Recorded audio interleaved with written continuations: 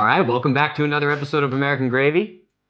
I'm Lauren Gruel. Oh, I thought we were introducing ourselves. We don't even need to introduce anymore. Hello, friends. We don't even need to. Hello, friends. So, frequently asked questions. This is one of those episodes. Somebody asked me how I make my coffee. I should start by saying I drink a lot of coffee. He drinks the most coffee out of anyone I know. Probably like so much. 15 cups around a day. No, okay, that's a little extreme. Well, cup-wise. Cup-wise, probably you're like at 8. That's not true. It's a lot. So either way, it's.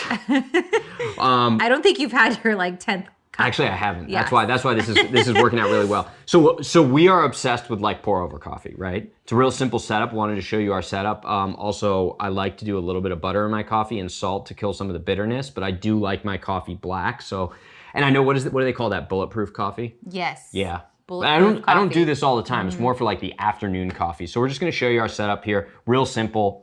This is how you're gonna get like coffee house coffee, like roaster coffee house, not Starbucks, not coffee bean, coffee leaf and tea bean. You're thinking of 7 leaves and coffee Yeah, whatever. bean. I'm thinking of all that. Thinking of all that. So we got this electric kettle here. This is actually great. So I bring this up to 208 degrees, sometimes a little bit lower. And then we've got, so these are the things you're gonna need, right? A coffee grinder, this electric kettle, and then just this little drip over setup. What is this called? It's called a pour over. A pour over. A drip over. Drip over, pour over. I got some Crockett Coffee here. This is Clay Travis, Buck Sexton, Mason Sexton, his brother. This is their coffee line. I absolutely love this. I mean, this is kind of like the Americana Crockett. You know, Davy Crockett was just kicking some British butt. This is really good coffee, though. I mean, they roast it all here in the United States. It's kind of a specific selected bean that I like the flavor of, and we're gonna go wild here. This is their medium roast. So I'm just gonna do a couple cups worth, right? So now I grind this down pretty hard.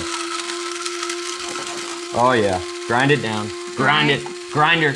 No, actually, I probably shouldn't say that. You don't have a grinder, do you? No, that's disgusting. How hard do you go? Because Lauren makes my coffee in the morning, first thing, which is the sweetest thing that she can do. How long do I go? How long do you grind? Stop. There's like nothing left. See, she won't let me grind. If you can't find it, grind it. Okay, can I do something? Yeah. Why do you gotta take over? She does this. This is like a medium. I like the light roast in the morning.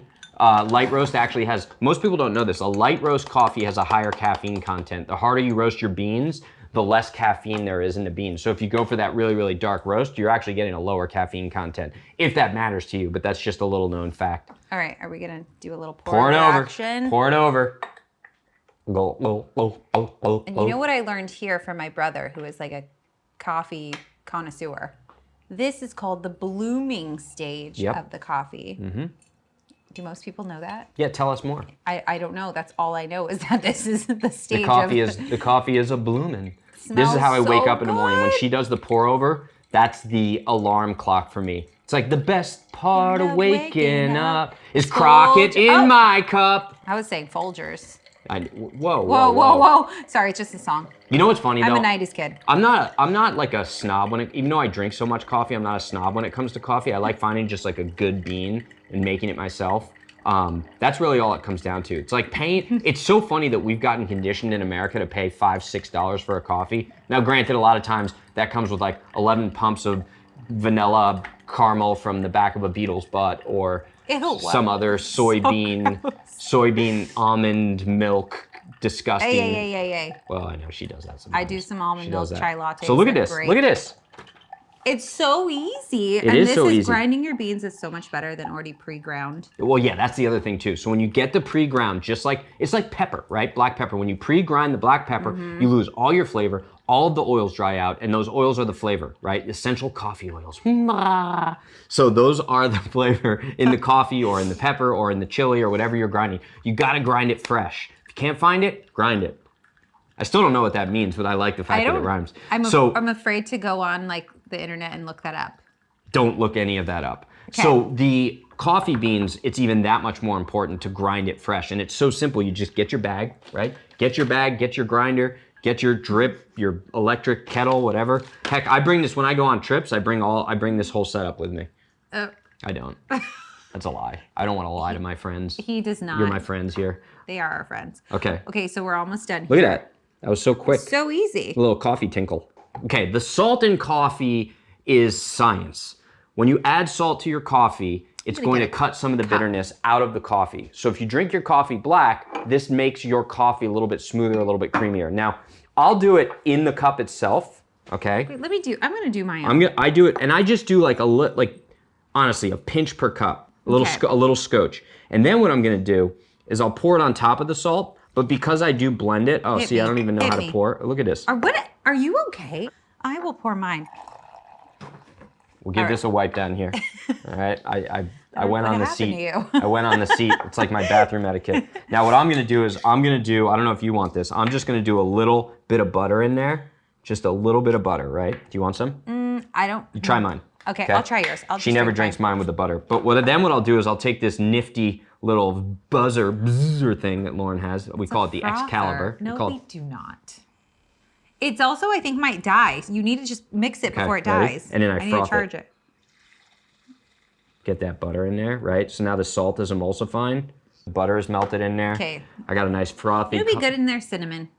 I don't like cinnamon in my Cinnamon's coffee. so good for you, though. Cinnamon, maybe a little cinnamon toast crunch behind the ears. That's about as far as I'll go. Try it. Now, the other thing is, don't mess with me. I'm a mom, okay?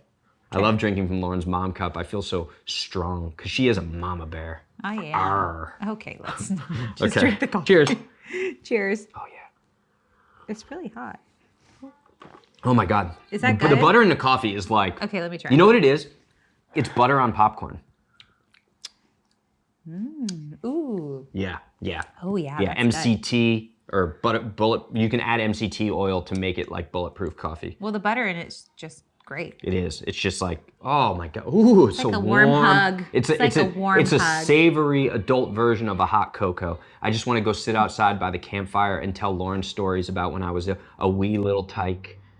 Aww. You haven't told those stories in a while. Cheers. Yeah, not since the accident. All right, cheers. There we go. So. So that's how we coffee. That's how we coffee in this household. Thanks for joining. Thanks for coming in.